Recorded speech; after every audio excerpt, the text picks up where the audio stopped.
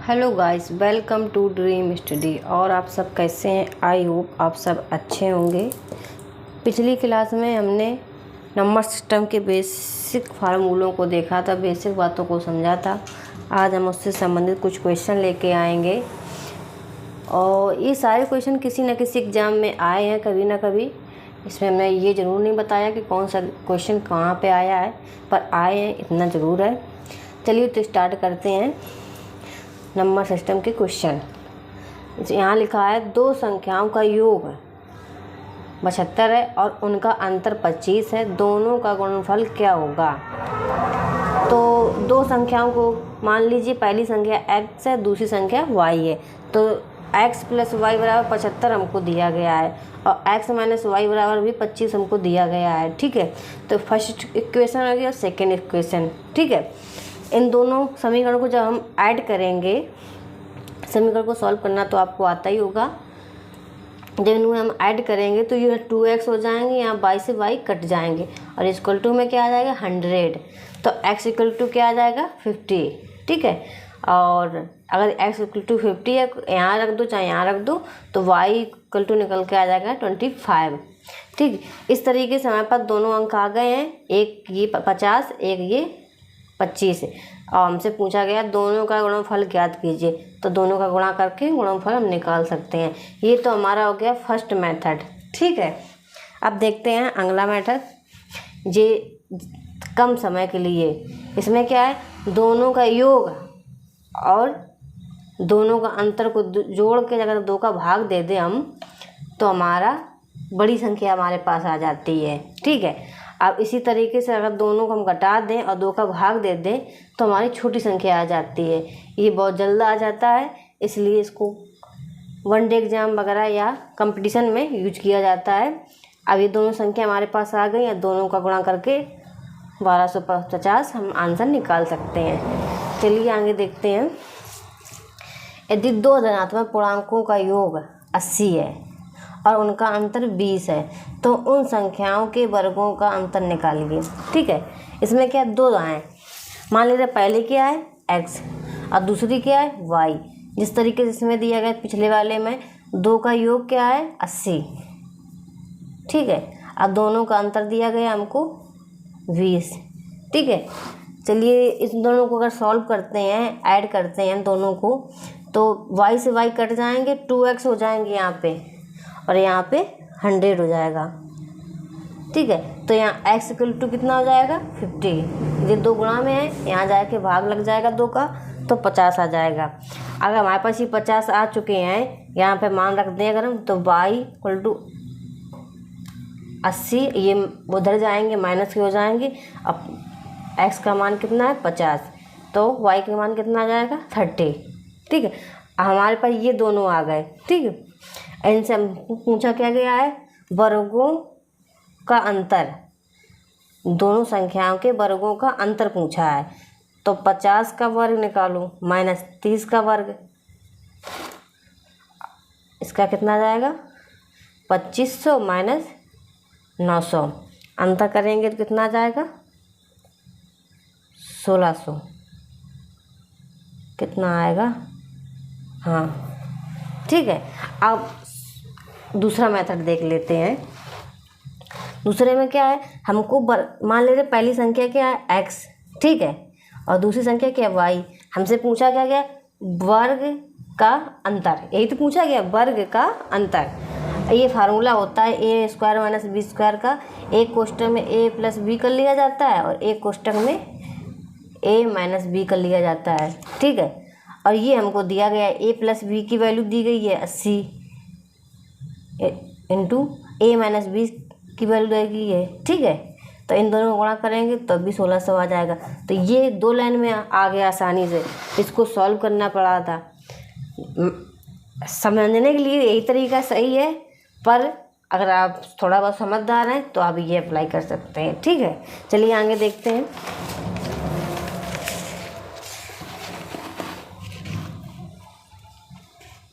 इसमें क्या है, यदि कोई संख्या 31 से उतनी बड़ी है जितनी वह 75 से छोटी है, तो वह संख्या क्या होगी? ठीक है। इसका मतलब क्या हुआ, मान लेने वाली संख्या x है उससे इतनी बड़ी है, मान 31 बड़ी है, ठीक है, और 75 से उतनी ही छोटी है, यही तो कहा गया है। तो ये समीकरण हमारा बन के तैयार हो गया। इसको हम सॉल्व कर लेते हैं। ये x इधर ले आते हैं तो 2x हो जाएगा, और ये 75 को यहीं रहने देते हैं, और ये इधर आ जाएगा प्लस कर जाएगा 31।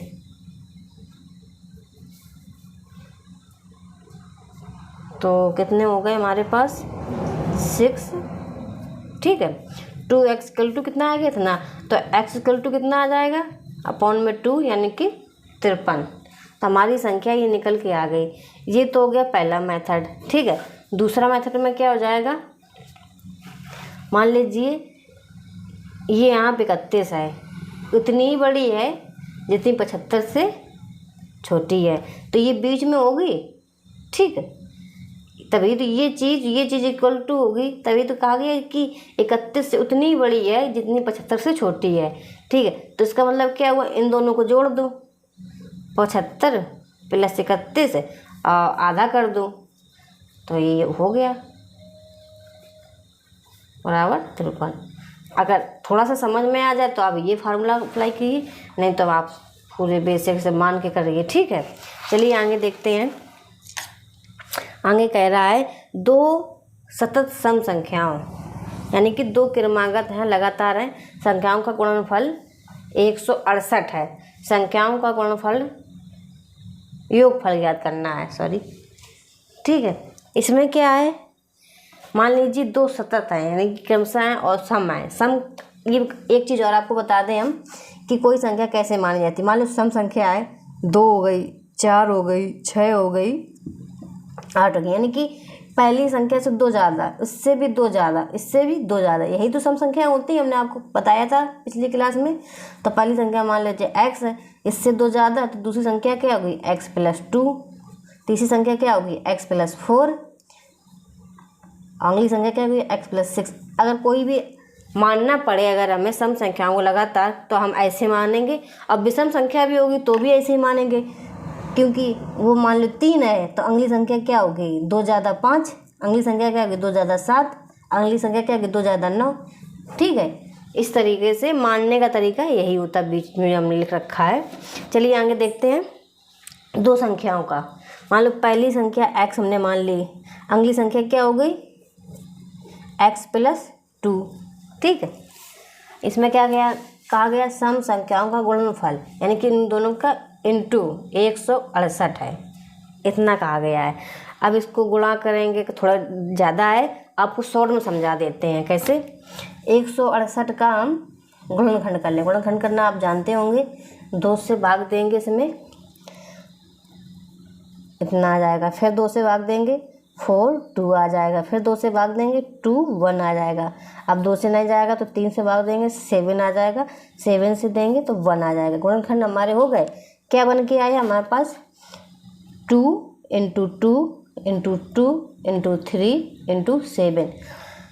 अब सतत हैं तो हमें इन दोनों को ऐसे मैनेज करना है कि 2 के अंतर पर संख्या बन जाए। जैसे कि अगर हम इनका इसमें गुणा करें क्या होगा, 2 दूनी 4 दूनी 8 और ये करीब 21, तो 8 और 21 लगातार 2 सम संख्याएं हो सकती नहीं हो सकती हैं, तो ये गलत हो गया।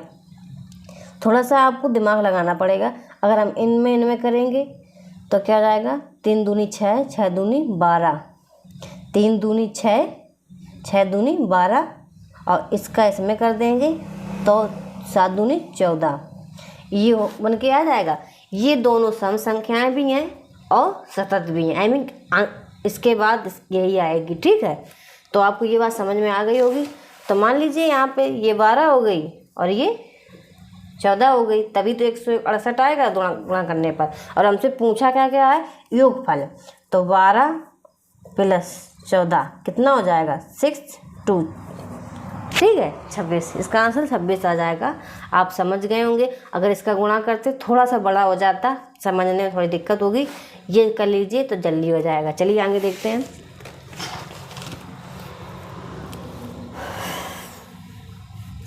इसमें क्या कह रहा है,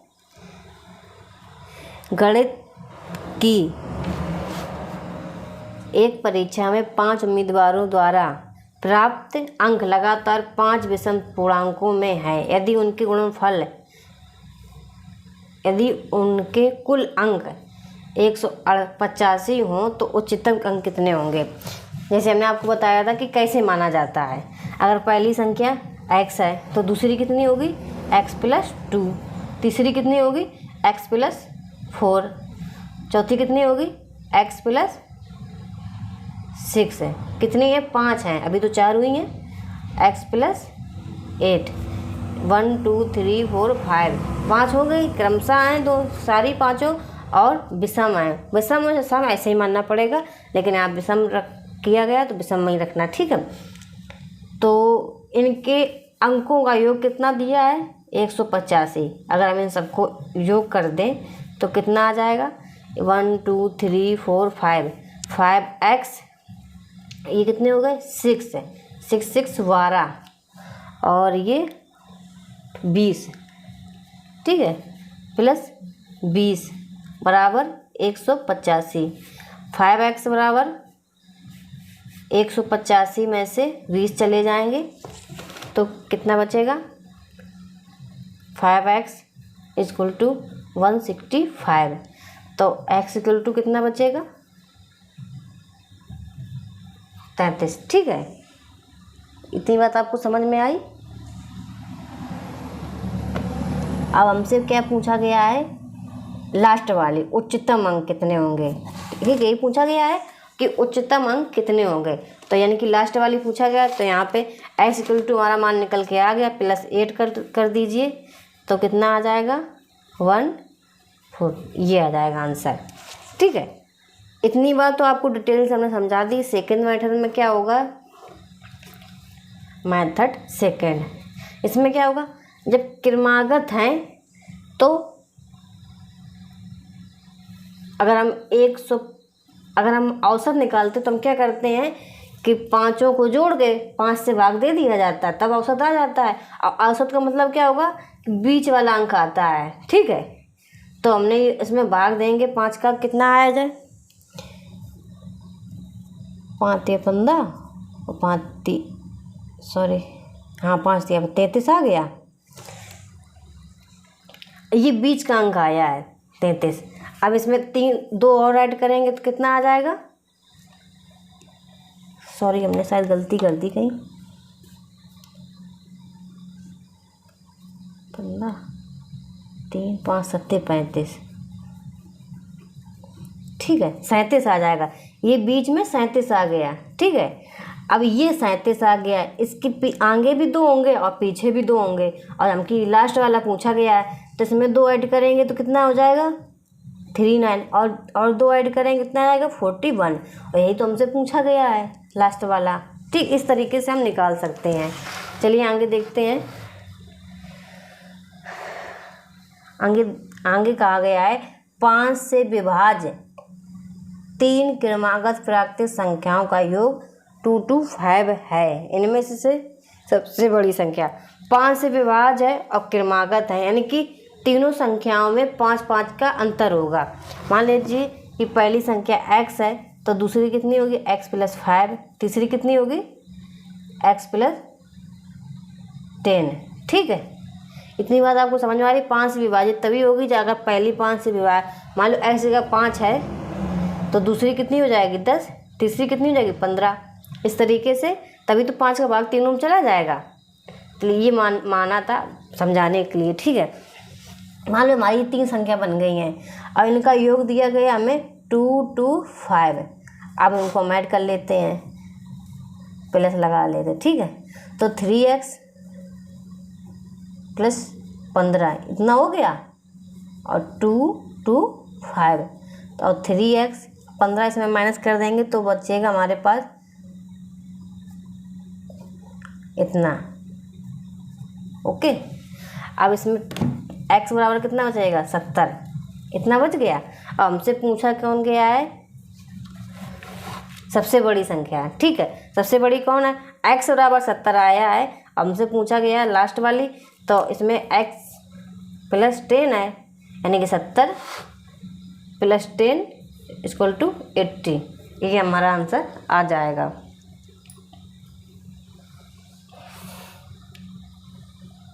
ठीक है, इतनी बात आपको समझ में आ रही होगी।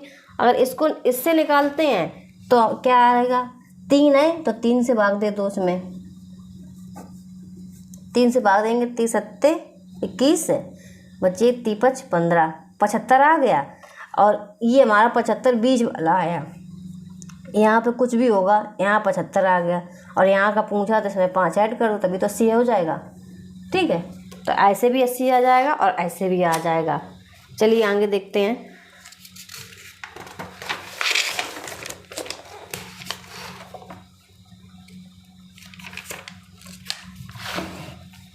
ये थोड़ा समझने वाला सवाल है। ये हमें सवाल दिया गया, इसका मान निकालना है। आप देखिए यहाँ पे हम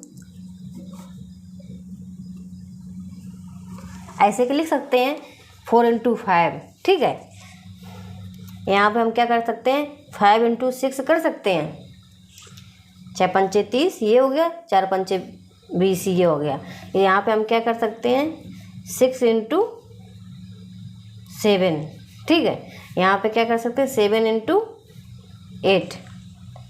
और यहाँ पे क्या कर सकते हैं, 8 × 9। और यहाँ पे क्या कर सकते हैं, 9 × 10। अब यहाँ पे क्या कर सकते हैं,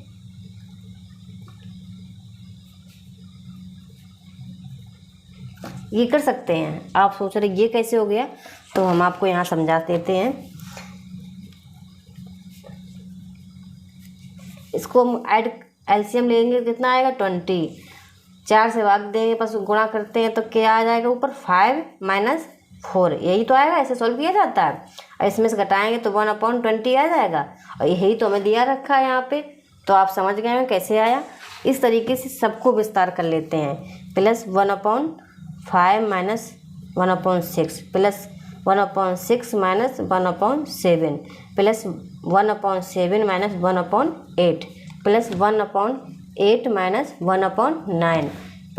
1/9 - 1/10। आपको ये बात समझ में आ रही होगी।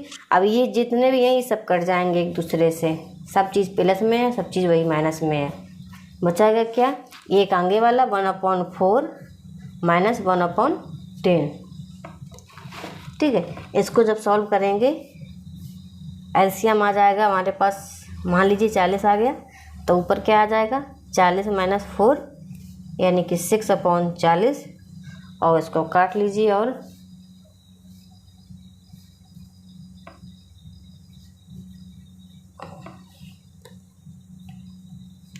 ठीक है, 3/20 ये तो हो गया। अगर आपने 1-2 बार ऐसे सवाल लगाए होंगे तो आपके दिमाग में रहेगा कि पहला वाला और आखिरी वाला ही बचता है, तो सीधा सीधा इतना लगेगा आके।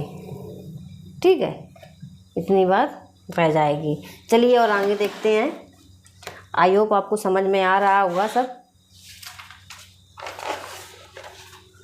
इसमें क्या है, 60 तथा 80 के बीच आने वाली सभी अभाज्य संख्याओं का योग। इसमें ज़्यादा कुछ नहीं, आपको निकालना पड़ेगा, ऐसा कोई मेथड नहीं होगा। 60 से 80 के बीच में। ठीक है, सबसे बड़ी बात अभाज्य संख्या निकालनी है हमको। अभाज्य तो आपको बता चुके, जिसके कम से कम या ज़्यादा ज़्यादा सिर्फ 2 गुणनखंड हो वो अभाज्य संख्याएँ होती हैं। यानी कि एक गुणनखंड हो या वो स्वयं। ठीक है, तो अभाज्य संख्याएँ आप समझ गए होंगे। जितनी सम संख्याएँ होंगी वो तो अभाज्य में आएंगी नहीं, क्योंकि उसमें सब में 2 का भाग चला जाएगा। हैं, तो बचे कुछ ही संख्या बचेंगी, और आप देख लीजिए, कुछ में 3 में भाग चला जाएगा, किसी का 5 में चला जाएगा। तो जैसे हम देख लेते हैं, इसके 60 में तो नहीं जाएगा, 80 में भी चला जाएगा। ठीक है, ये दोनों तो कट गई, बची क्या, 61। ठीक है, आगे 62 में नहीं, क्योंकि सम है। 63 में 3 का चला जाएगा। 64 2 का चला जाएगा। 65 में 5 का चला जाएगा। 66 में 2 का चला जाएगा और 67 बची। ठीक है, 68 में 2 का, 79 में 3 का, 70 भी नहीं,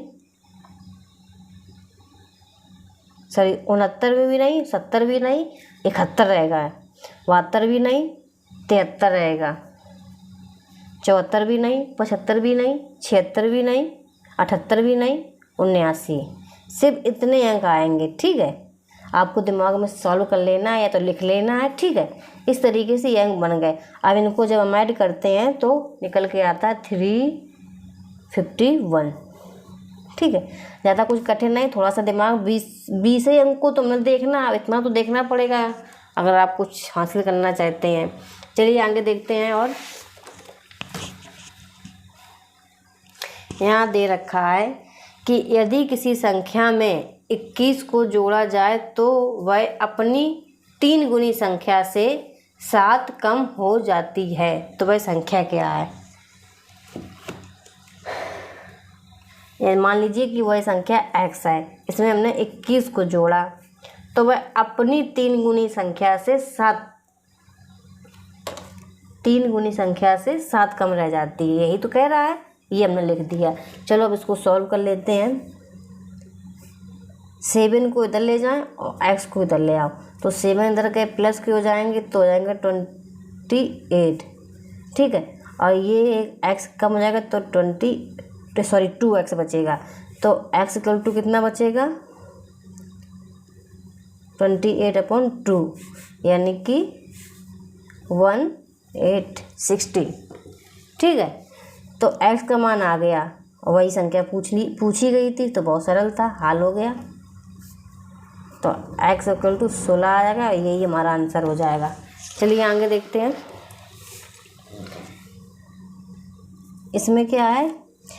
276 x 1 एक हमारे ये अंक दिया गया हमें, और कह रहा है कि 3 से विभाज्य है तो x का मान क्या होगा? 3 से विभाज्य का फार्मूला होता है कि जब सारे अंक को जोड़ दिया जाए और वो 3 से कट जाए तो वो 3 से विभाज्य होगा। ठीक है, तो शायद हमने विभाज्यता के रूल आपको नहीं पढ़ाए हैं, आगे हम पढ़ा देंगे आपको। तो देखिए 2 और 7 कितने हो गए? 9 तो 3 से चला जाएगा, ये 6 भी 3 से चला जाएगा, बचा 1। अब 1 में हम ऐसा क्या जोड़ें कि 3 से कट जाए? तो 1 में हम अगर 2 जोड़ दें तो ये 3 हो जाएगा और 3 से कट जाएगा। एक तो ये हो गया, और भी हो सकता है 1 में अगर हम 5 जोड़ दें तो ये 6 हो जाएगा, ये भी 3 से कट जाएगा। अगर हम 1 में 8 जोड़ दें तो ये 9 हो जाएगा और ये भी 3 से कट जाएगा। तो इस तरीके से हमारे 3 आंसर यहाँ बन के आएंगे। आपको जब क्वेश्चन देगा तो या तो तीनों आंसर दे देगा ऐसे करके, इस तरीके से ऑप्शन करके दे देगा। ठीक है, और या तो ऐसे दे देगा 2, 5, 8 C और D में उपयुक्त सभी लिख देगा। ठीक है, तो आपको समझने का मौका देगा कि वो क्या पूछ रहा है। सिर्फ आप ये फार्मूला जाने कि जब अंकों का योग 3 से कट जाए तो वह पूरी संख्या 3 से विभाजित हो जाती है। बाकी आपको अंक बता देगा कैसा क्या करना है। ठीक है, तो आज की क्लास यहीं तक रखते हैं। आप हमारे साथ ऐसे बने रहिएगा, आपकी मैथ पूरी सॉल्व करवा देंगे। बहुत बहुत धन्यवाद।